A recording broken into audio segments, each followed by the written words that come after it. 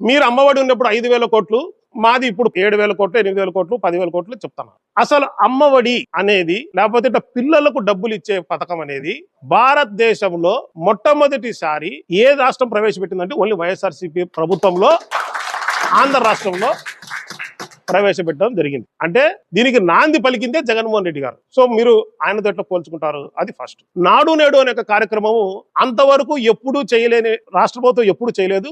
జగన్మోహన్ రెడ్డి గారి ప్రభుత్వంలోనే నాడు నేడు చేసి 40,000 స్కూళ్లకు దాదాపు 15,000 కోట్ల రూపాయలు ఆయన వెచ్చించడం జరిగింది. దానివల్ల స్కూళ్ళన్నీ డెవలప్ అయ్యి దానికి ఒక పెయింటింగ్ కావచ్చు, దానికి ఎక్కడన్నా రూములు లేకుంటే రూములు వేయడం కావచ్చు, స్కూల్స్ అంతా కూడా ఒక ఆహ్లాదకరమైన వాతావరణానికి తీసుకొచ్చే దానికోసం ఆ డబ్బు ఖర్చు పెట్టారు. మరి మీరు దాంట్లో పోటీ పడాలా? మేము ఎందుకు 14 సంవత్సరాలు సీఎం గా ఉండి మేము నాడు నేడు కార్యక్రమం మేము ఎందుకు పెట్టలేదు అని పోటీ పడాలి. నాడు నేడు కార్యక్రమమే కాకుండా స్కూలుకు పోయినటువంటి మొట్టమొదటి రోజునే పిల్లవాళ్లకు పుస్తకాలు, వాళ్లకు బట్టలు, వాళ్లకు సాక్సులు, షూస్, బెల్ట్ అన్ని కూడా గత ప్రభుత్వంలో, బ్యాగు అన్ని కూడా గత ప్రభుత్వంలో ఇచ్చేవి. మరి మీరు 14 సంవత్సరాలు సీఎం గా ఉన్నప్పుడు అవి ఎందుకు చేయలేదు అనేది మీరు దాంతో పోటీ పడాలా. అలా అది ఒక పక్కన పెడితే మంచి మెను, పిల్లవాళ్లకు పౌష్టిక ఆహారంతో కూడినటువంటి మెను, రోజుకొక మెను పెట్టి జగన్మోహన్ రెడ్డి గారు పెట్టారు. మరి మీరు గతంలో ఎందుకు పెట్టలేదు? అది దాంట్లో మీరు పోటీ పడాలా. అదే కాకోకుండా ఇంగ్లీష్ మీడియం ను ప్రవేశపెట్టడం కావచ్చు, అదే విధంగా సిబిఎస్ఈని తీసుకొని రావడం కావచ్చు.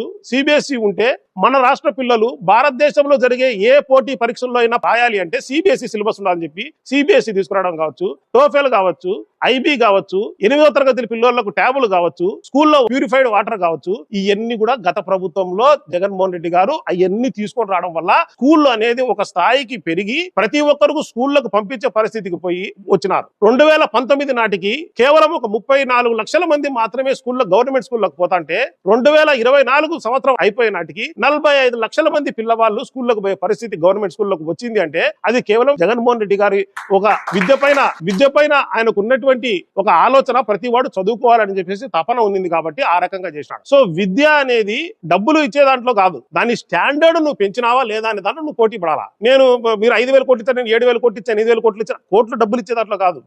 మీరే గతంలో అన్నారు అప్పు చేసి అదేమన్నా మొగోడా జగన్మోహన్ రెడ్డి అని చెప్పేసి. మరి అప్పుడు మీరు ఇప్పుడు చేస్తాడే అదే. మీరు పోటీ పడాల్సింది స్టాండర్డ్స్ ఏ రకంగా పెంచినారు అని చెప్పి. ఇంగ్లీష్ మీడియం ని మీరు ఇప్పుడు తీసేసినారు, సిబిఎస్ఈని తీసేసినారు, ట్యాబులు ఇవ్వడం లేదు, ఇవన్నీ మీరు చేస్తున్నారు. అంటే పిల్లవాళ్లకు డిజిటల్ బోర్డ్స్ ఉంటే అవి పనిచేయడం లేదు. ఒక ఆశాజనకంగా ఒక పరిస్థితి ఉంటే అది చాలా దిగజారిపోయిందని చెప్పేసి ఆంధ్ర రాష్ట్ర పరిస్థితి 6 లక్షల కోట్లు, 5 లక్షల కోట్లు అప్పు ఉంటే 14 లక్షల కోట్లు అప్పు ఉందని చెప్పేసి తెలియజేసి, నేను తప్ప ఈ రాష్ట్రాన్ని ఎవరు కూడా బాగు చేయలేరు అని చెప్పేసి, నేనే రక్షకుణ్ణి అని చెప్పి ఫోజ్ ఇచ్చుకునే భక్షకుడు చంద్రబాబు నాయుడు గారు అయితే ఈ